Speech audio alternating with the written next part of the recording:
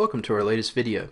This is going to be a quick follow-up to our last video, which was about using Gnome Shell 3, getting around in it, how to navigate it, the basics of the user interface. I've got a couple things that I like and several things that I dislike about Gnome Shell 3. Like I've said in previous videos, I've been using Ubuntu since, I guess, Ubuntu 6.04 or whatever it was back then. So for several years I've been using Ubuntu, and I've kind of gotten set in my ways.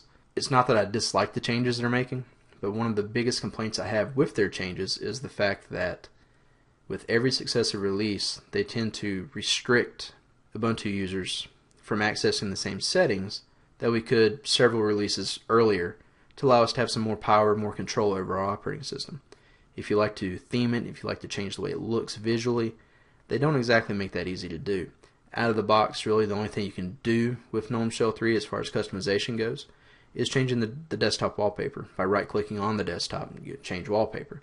That's not enough for some of us. We like to really be able to get in there and change the way it looks, change the way it acts. As you can tell by this video, I do have another theme set up that did not come easily, I'll put it that way. I went through several walkthroughs online to try to set this up, several that were supposed to put a theme option up here on your activity screen to allow you to quickly and easily change those themes. None of those walkthroughs worked for me. So if you have any ideas, do leave a comment. I'll be happy to check them out. I ended up getting some theming to work by installing an advanced settings applet. And honestly, I couldn't tell you where I got the instructions for this because I tried so many different methods. This option does allow you to add some icons to the desktop, where you want your home icon, your network, your trash bin, that kind of stuff on your desktop. Though that's an easy way to put them there. You can change your fonts. There's some shell settings. We can change our clock behavior.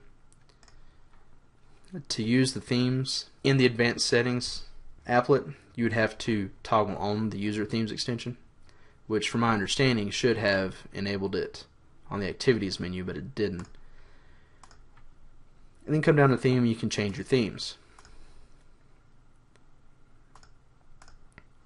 By default, that's your taskbar theme with Gnome Shell 3. And you know, I'm sure some of these themes are issues with the actual theme itself and not Gnome, but you know, it's hit or miss. Earlier, during several previous attempts at recording this, the Nord theme just wouldn't work properly. It would crash, it would do all kinds of crazy stuff. In one of the previous crashes, it also disabled my right mouse button. So now I can't access my right context menu if I right click anywhere within Ubuntu. So, you know, with that being said, it just doesn't quite feel like Gnome Shell 3 is to the same caliber or quality that Gnome 2 was. I wish they would able to build the same functionality in the Gnome Shell 3 because I do like the way it looks. Really, my only big complaint about it is the customization. Sure, you get some stability problems. When you dig into some of the customization stuff, you tend to bump into some issues with stability and that kind of stuff.